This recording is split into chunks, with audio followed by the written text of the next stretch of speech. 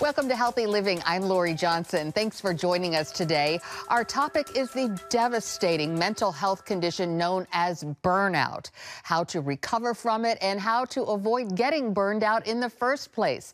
My guest is Dr. Jonathan Hoover, author of the book Stress Fracture, Your Ultimate Guide to Beating Burnout. Dr. Hoover is a pastor and a Regent University professor of psychology. Dr. Hoover, thank you so much for joining us today. It's great to see you. It's such a joy to be here with you.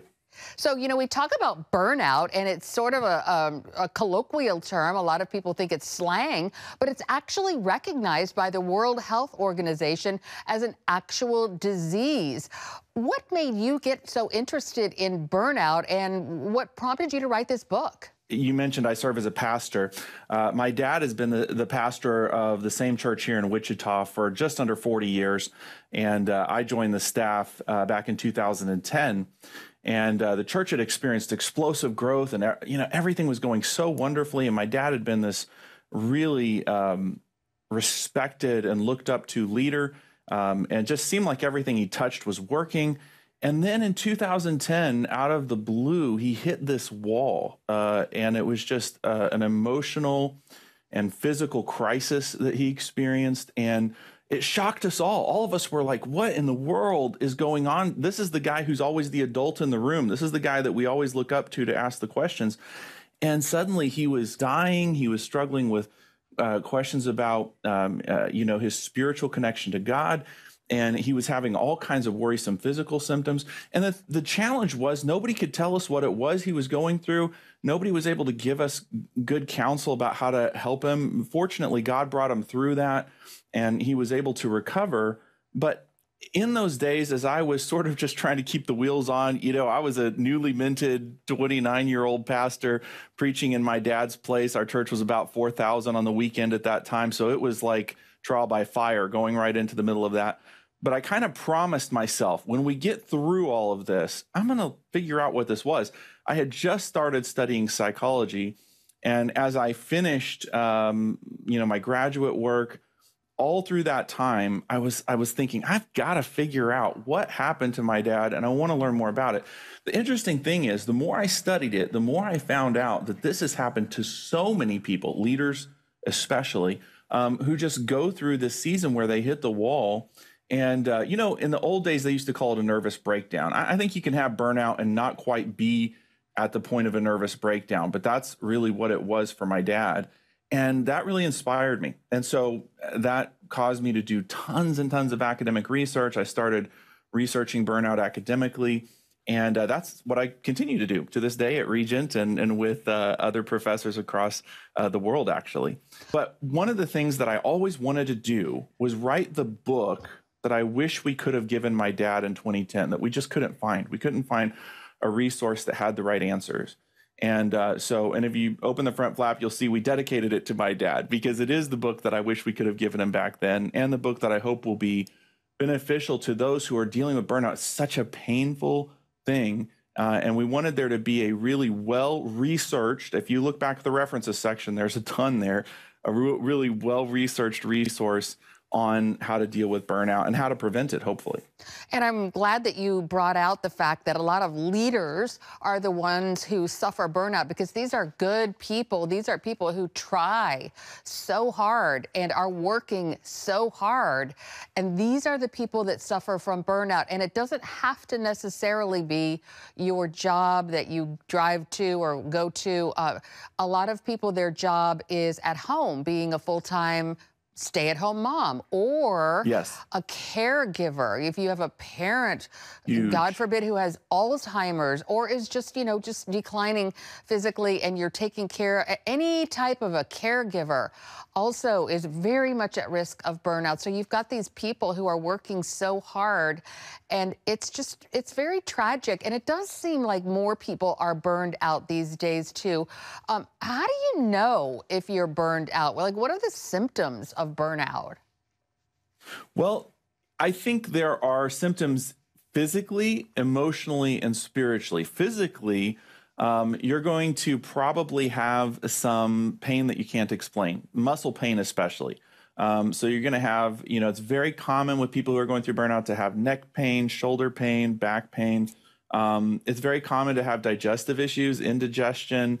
It's very common to start to just not feel right. That's something that, as I've interviewed tons of people, that's the thing that I've heard over and over again. It's just don't feel right. But remember that pain happens in the brain. It doesn't happen in the body.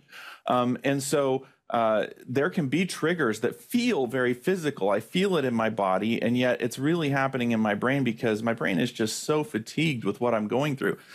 And so, different kinds of indescript pain, but there's all kinds of things. I mean, the list is long of what you might feel physically that might be an indication that burnout is happening. But also there's some symptoms related to just your mental life. So one of the things we know about burnout is it decreases activity in the prefrontal cortex, that part of the brain that sits kind of right behind my eyebrows. And it's sort of the best developed part of our brain. It does some very, very complex things, complex planning.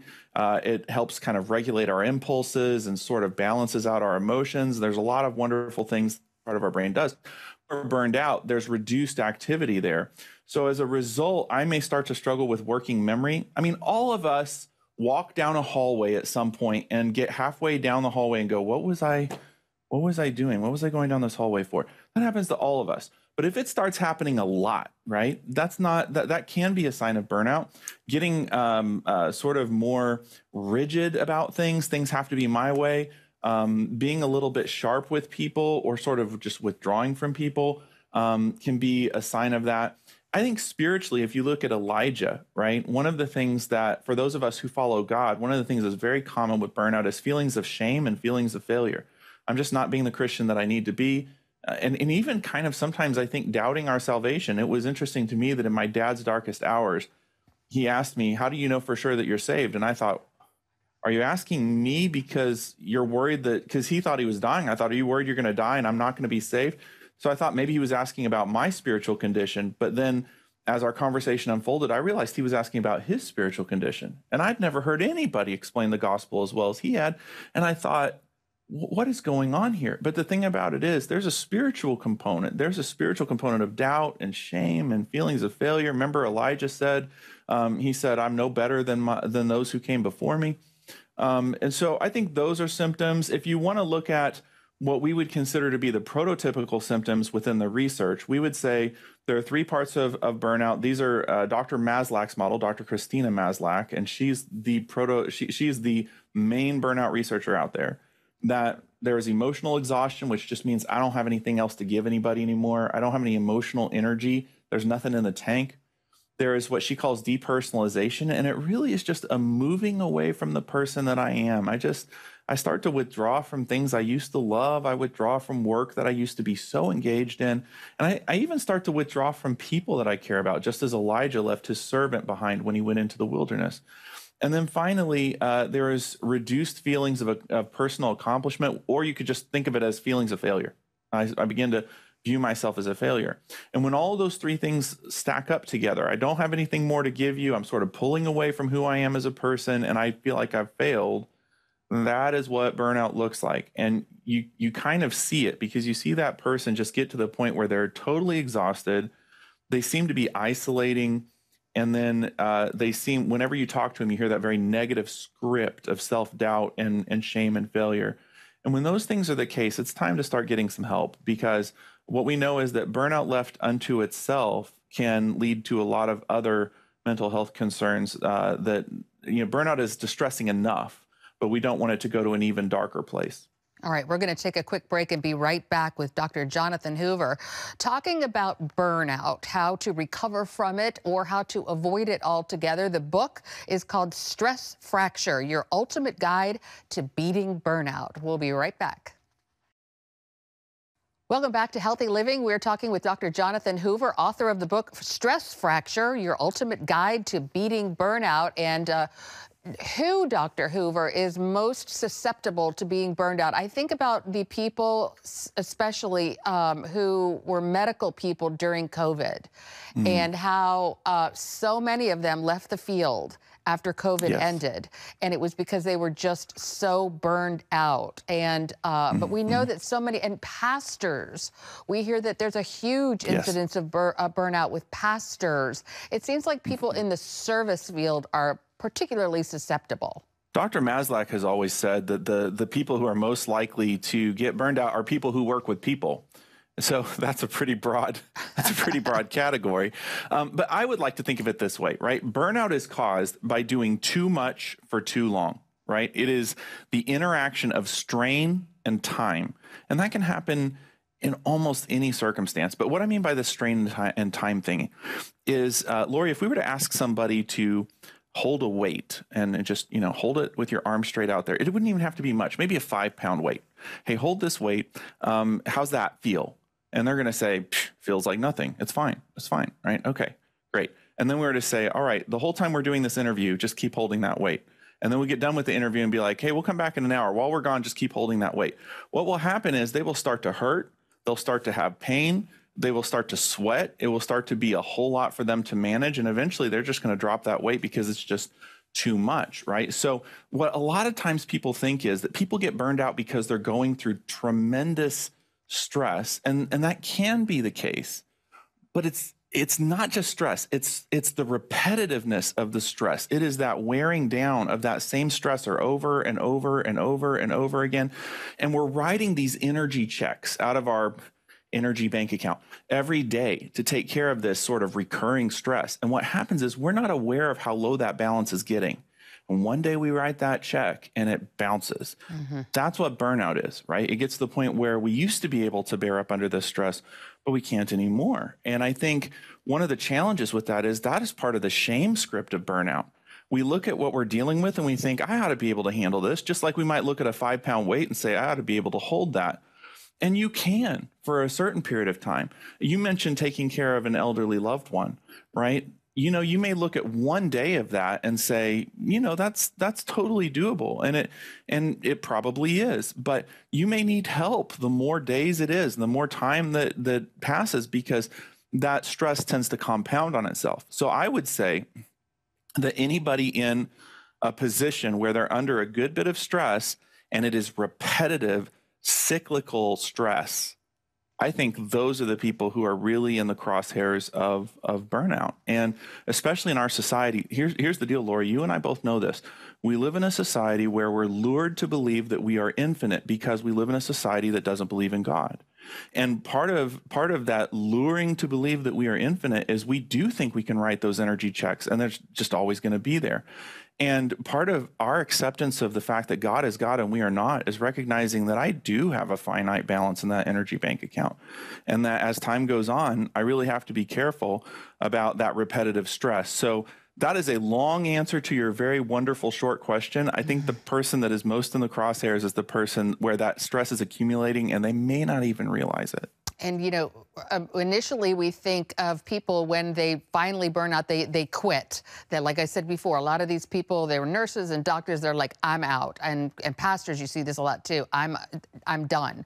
Marriages, people quit their job. Aside from quitting, the second thing that comes to mind is a lot of people say, hey, I need a month off to go on a Caribbean cruise or something like that. But a lot of us who are burned out can't do that. We can't stop. We can't take a vacation. We can't quit. How do we deal with burnout in practical ways? You talk about people quitting, that breaks my heart. It really, really does, especially in the ministry, because can I tell you what I've seen happen? I've seen people in ministry that have gotten burned out and they've quit. They go to their board of elders or their board of trustees and say, I am just in terrible shape and I don't think I can be your pastor anymore. And the board of elders or board of trustees doesn't know how to take that, but okay, this person says they need to quit. They let them quit. And what happens is that pastor gets 6 weeks of rest. And then they come back and they're like, I'm ready to go. Turns out I'm okay. But at that point, sort of the damage has been done. It's very difficult to sort of back up through that decision. And it's not just in ministry. That's the case in all kinds of different work. And what often happens is you have a person who regrets the decision to leave once they realize that they can recover. I always tend to encourage people, when you're going through a season of burnout, be very cautious about making life-altering decisions like leaving a job or doing something huge, because you're not really, your full faculties aren't there. So it's maybe not the best time to make a huge decision. I hope that in my book, what we did was give a whole lot of different things a person can do rather than quit. Talking about strategic rest, talking about how to relook at your list of tasks and think about what can be altered, what can be delegated, what may be, we call this reducing the unnecessary and refining the clumsy, because there are certain things that may be unnecessary that we can get rid of. And then there are things that we can't get rid of, but maybe we're doing it in a clumsy way and we can refine how we do it. We talk in the book about taking breaks, really, really important, even micro breaks. We talk about relaxation techniques. There are a lot of things that a person can do even when they are burned out. I mean, at this point, we're not even talking about burnout prevention. In the throes of burnout, there are a lot of things you can do besides walk away. And it does sadden me to see people walk away because they have such potential. Usually if a person was stressed enough to get burned out, they usually had a lot of potential. And that potential doesn't go away just because you're burned out. It will come back, just as God told Elijah to get back on the job. Right? I think there's the potential to go back and be just as successful as you were before, just with a different way of approaching your stress. All right, we're going to take another break and be right back with Dr. Jonathan Hoover. The book is called Stress Fracture, Your Ultimate Guide to Beating Burnout. Stay with us. Welcome back to Healthy Living. We're talking about how to beat burnout, how to recover from it or avoid it altogether. My guest is Dr. Jonathan Hoover, author of Stress Fracture, Your Ultimate Guide to Beating Burnout. So before the break, you discussed briefly about some ways to recover from burnout. Can you elaborate more on this? This is the meat of the book, and we need some practical tips. Just think of it like you would if you were at a gym and you're lifting weight and you hurt yourself. Okay, there's 3 options that you can do. One is you can decide to lift less weight, right? That's usually the hardest sell for me, is to convince leaders who are burned out that they should lift less weight, like you need to do less. The second one is to lift it in a different way. So maybe maybe at the gym, I'm lifting something from an odd angle and I strain myself. Maybe if I change the way that I do this, then it'll be easier. And a lot of times at work or at home or wherever I'm getting under all this stress, maybe just making a few tweaks could help. The third thing is I can make some healthy decisions outside the gym that would make me be more likely to do well inside the gym. So instead of eating a dozen donuts and drinking a bunch of soda before going to the gym, maybe I would be a little bit more intentional about that. So I would say one of the first things that I do with people that are going through burnout is try to find out, is there anything that we can reduce? That's low-hanging fruit. Is there anything that we can take that is de-stressing you, right? So not good stress. If there's something you enjoy doing, I don't want to take that off your list, but is there something that's distressing that somehow we just really could jettison? It could get delegated or it could get reduced. If that's possible, wonderful. Secondly, if it's something we can't get rid of, then we want to evaluate, is there a better way to do this? Maybe if it's at work, is there a better software to do this? Is there a better routine to do this? Can we do it in a way that causes you less stress? And then the third thing is just making healthy choices. And I'm sort of underplaying the idea of making healthy choices, which is a key part of the book, right? That I need to be taking care of myself physically. I need to be taking care of myself emotionally. All of this sort of foundation of my health, I can ignore because I'm so stressed. Well, I don't have time to take care of myself because I'm so stressed. Actually, when I'm stressed is when I have to take the best care of myself, my best diet, my best exercise regimen, getting the best amount of sleep. So right off the bat, the first things that I would do is I would get rid of what I can. I would do what I can't get rid of better. And then I would try to find a way to be healthier. And those are all things that we explore in depth in the book. But it's funny because when you are stressed, when you are burned out, that's when you reach for the junk food. That's when you reach for the alcohol. Yes. That's when you're constantly scrolling. I mean, all these bad habits that make it worse is what we do when we're stressed out. And you're saying we should do the opposite. It's those times where you have to be strategic about self-care. But don't want to be a hypocrite here. In the middle of writing this book, I was under a book deadline, and I was not taking good care of myself physically. And I had a men's group at the church who wanted me to come work out with them. And I told them that I couldn't because I was so busy. And I felt like such a hypocrite that day because I'm writing this section on taking physical care of yourself. And I'm saying that it's so important when you're stressed to take care of yourself. And I'm doing the opposite. It's hard. It's hard to take care of yourself when you're stressed, but it's absolutely 100% the right thing to do. And it helps get you out of that hole because God created us to handle stress, but God also didn't create us not to take care of ourselves. So we have to take care of ourselves physically, emotionally, and spiritually for sure. There's some other things I talk about in the book, but those are really key. And in doing that, we really put ourselves in a better position to fight the battle with stress. All right, we're going to take one final break and be right back with Dr. Jonathan Hoover. The book is called Stress Fracture. Stay with us. Welcome back to Healthy Living. We're talking with Dr. Jonathan Hoover, author of the book Stress Fracture, about burnout. And you did mention briefly there are biblical examples of this, right? Yes. Elijah, Martha. I mean, the examples are, they start to leap from the pages once you kind of know what you're looking for. And it's great to know that it's not a new problem.